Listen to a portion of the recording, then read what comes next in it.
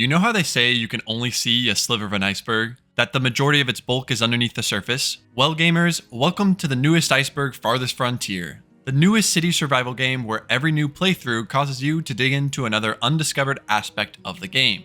Although you may think this is just another SimCity builder, I guarantee that Farthest Frontier has pushed the depth and details of this genre into unprecedented levels. And by the end of this video, the intrepid gamers will want to dig right in. At the beginning of the game, you are able to decide the difficulty mode and map you'd like to begin on.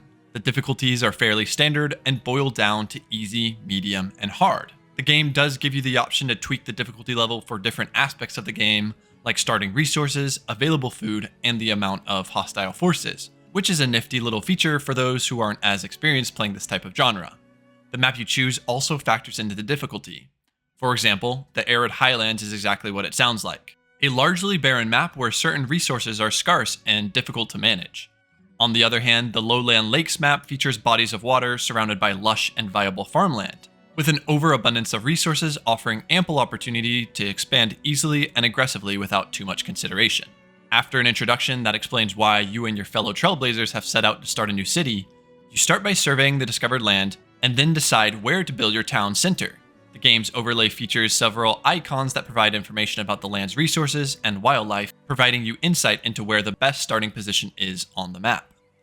Now, one of the more interesting aspects of this game is how purposeful everything is. Structures will not instantaneously pop up after you give the orders for them to be constructed. No, the game requires you to slow down and manage your people in town. For example, farms may take over a year to build as your villagers clear out the land properly. The way that Farthest Frontier handles the farming of the land is exceptional, but more on that later. You may speed time up, but there's a lot to do that requires your attention. Hunting and gathering, fishing, chopping down wood, exploring, collecting stone, mining ore, fending off the village from wolves and bears, selling resources in the marketplace, making candles and shoes, harvesting honey, the list goes on and on. Although all of these things may sound fairly standard for a medieval city builder, and don't get me wrong, they are, there is a depth to this game that many others in the same genre lack. Take food for instance. In many other games, you might be able to build your food and fishing huts to store your fish, meat, berries, and honey indefinitely. With enough of these structures, you might never have to worry about your food storage for the rest of the game. However, in Farthest Frontier, food going bad and spoiling is a real issue, thus forcing you to slow down and reconsider your food storage management. Another good example is how Farthest Frontier seems to get more difficult as you progress the game, which is uncommon for city builders. The AI becomes more challenging, and managing a village of 100 people is hard work. These game mechanics and the vast amount of detail that cause you to slow down and reconsider how you are playing the game is extremely refreshing, and I'm here for it. There are natural disasters to deal with, disease to contain, and animals and raiders that attack the villagers in town. If you are not prepared for these challenges, your city may suffer years of setbacks.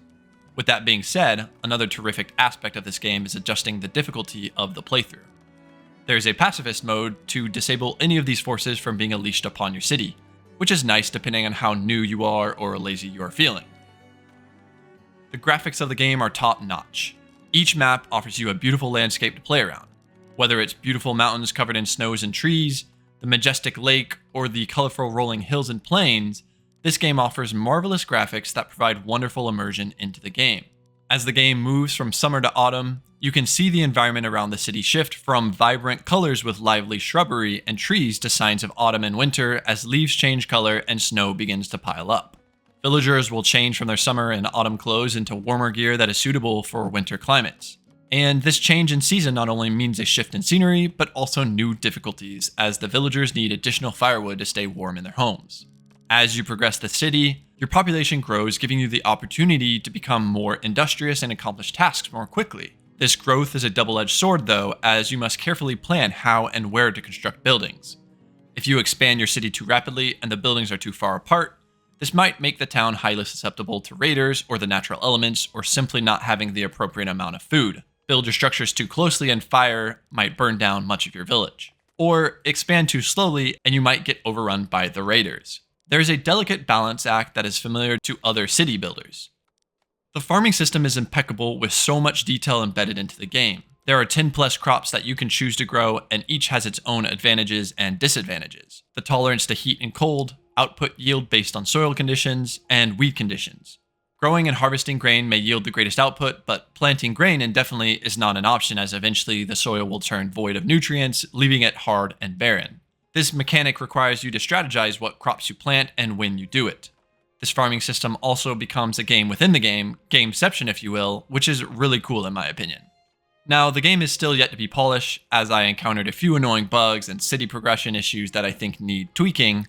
The game also seems to require plenty of CPU usage, so the game stutters occasionally, but it's certainly playable and extremely fun and enjoyable. Simply put, Farthest Frontier is a realistic medieval city builder that has a mountain of content, or should I say, an iceberg of content for you to explore and discover, especially for a game released in early access mode.